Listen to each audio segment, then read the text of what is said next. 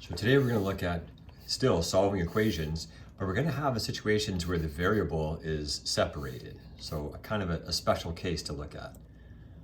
Now suppose we have a question solve for x. Okay, a little bit of review here. We've seen these two-step equations before. Here, what I mean, the variable isn't separated, it's all together. All the x's are piled up into our 7x. This is a two-step equation. We would add 5 to both sides, and then of course I would divide by 7. We've seen these, and x would equal 4. That's our standard two-step equation, and we've seen a lot of those by now. Sometimes we see equation with brackets. Here's our bracket sitting in here, this x plus 2. So I know to resolve this, I can use the distributive property. I go 2 times x and 2 times 2. 2 times x, of course, is 2x, and 2 times 2 is 4. Again, now I'm back into this world of two-step equations. Subtract 4 from both sides, and then divide both sides by 2, and that gives me my answer of 3. Now it is possible to have this variable x, typically it's x, but whatever it is, a or b, whatever, broken up within the equation itself. And we've actually seen that. So remember back in class when we started talking about polynomials a while ago, and we had a whole pile of cubes basically, and we had some yellow cubes, and we had some red cubes floating around, some blue cubes, and they were all kind of spread out like all over the desk. And what we did was we realized with like terms we could pile things up. So we put all the orange ones together, we put all the blue ones together, all the white ones got piled up together. That illustration is exactly the same as what we're going to see with equations. Sometimes we have, if I have an equal sign here, sometimes I have, some x's over here, and they're kind of spread out, kind of like these were all spread out. And our strategy is to pile them up together, just like we took, all the red cubes, one there, one there, one there, one there, and then we put all the red cubes together in a pile over here. Same idea. If I have a 2x and a 1x, I'm going to pile those up together and make them one thing, 3x, and that makes our solving much, much easier. So for example, we have an expression here, solve for x. We have an equation. So here's the equal sign. So this sort of cuts this thing in half.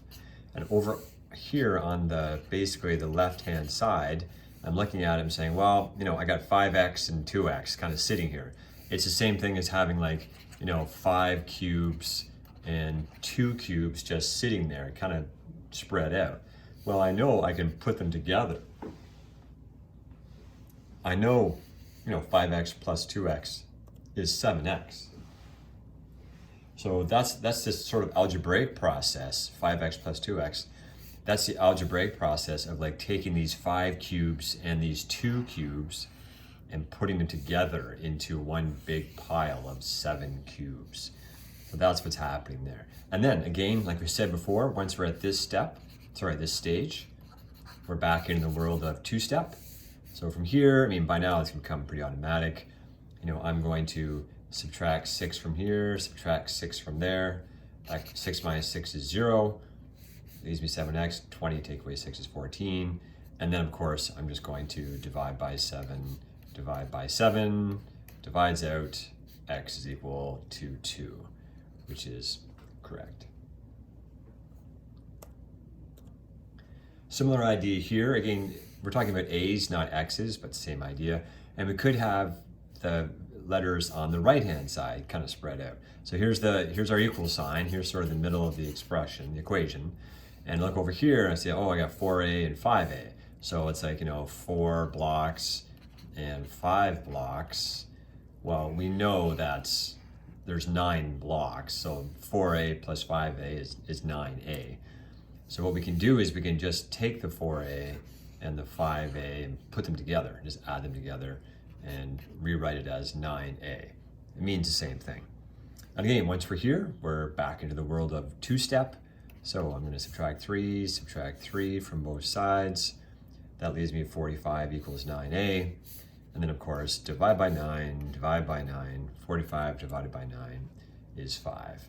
So I have 5 equals A, which is the same thing as A equals 5. It doesn't matter how we write it. 5 equals A is fine. A equals 5 is also fine. Now in this case here, this is the next way we see the variables broken up, in that here's my equal sign, okay, in the middle. Okay, well this side I have an m, and this side I have an m, but they're on different sides. Okay, so it's a little bit different. I can't just pile those up together. 7 and 5 is 12. Okay, it's different because we're separated by this equal sign.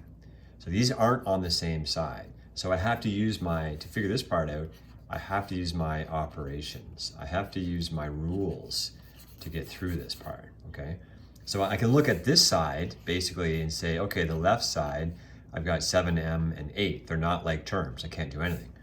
And I have this side over here, the right side, okay, I've got 5m and 2. They're not like terms. I can't do anything. So I have to go into operations and begin to solve this.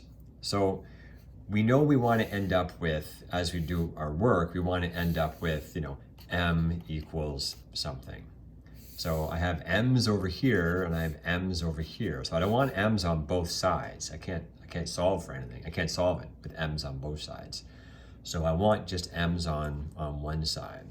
So what we're going to do, and I'll run on top of that. Actually, maybe I can erase it here. Hang on a second. Eraser. Here we go. Let's see if I can erase this. There we go. I can see it. Good. There we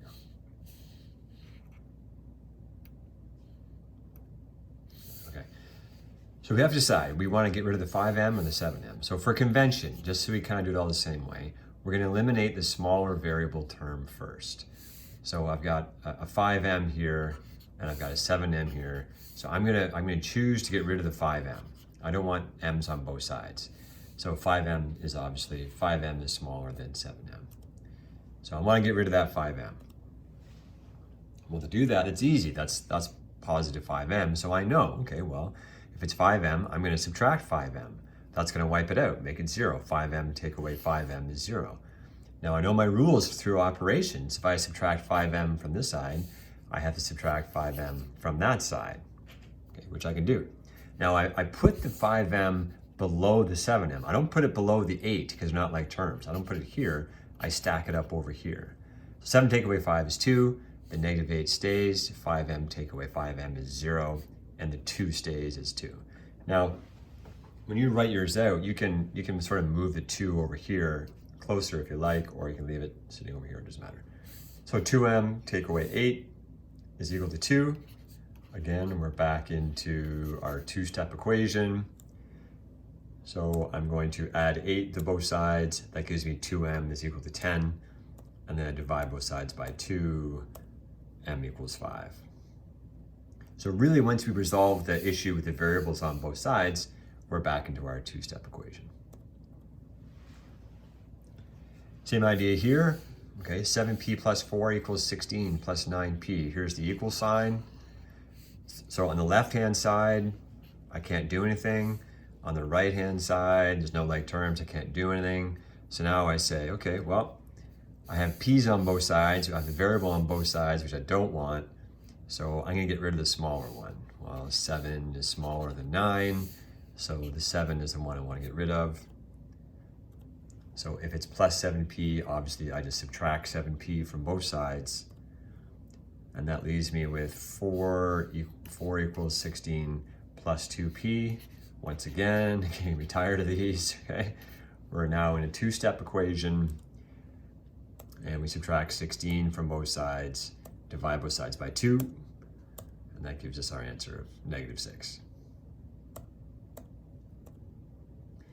Okay, last one here as a bit of a combination of both the ideas here. Okay, there's my equal sign. Here's my left-hand side over here. And I take a look, and there actually are like terms. They're actually, this 4x and the 2x, they're sitting together on the left side, kind of broken apart. So I can combine those two back together, 4x and 2x. Okay, they are like terms on that side. So I know 4x and 2x is 6x. Okay, the 4 and the 2 kick out the 6. The 3 stays, the 25 stays, and negative 5x stays. And now I say, okay, well, I have a 6x there and a negative 5x over there. I'm gonna get rid of the 5x. So it's negative 5x, as we see with this negative sign out front. Oh, I didn't mean to erase it. There's a negative there's a negative sign there. Okay, because there's a negative, I'm going to add 5 to this side and add 5 to that side. Negative 5 and positive 5, that goes to 0. 6 plus 5 is 11, x, 3 stays, 25 stays. And, you know, for the 10th time in a row, here we are, back to our two-step equation. Like I said in class, in grade 9, like 95% of our equations come down to these two-step equations, which is nice for us in grade 9. Here, subtract 3 from both sides, and then divide by 11 both sides. Gives us our answer of 2. Okay, try the posted questions.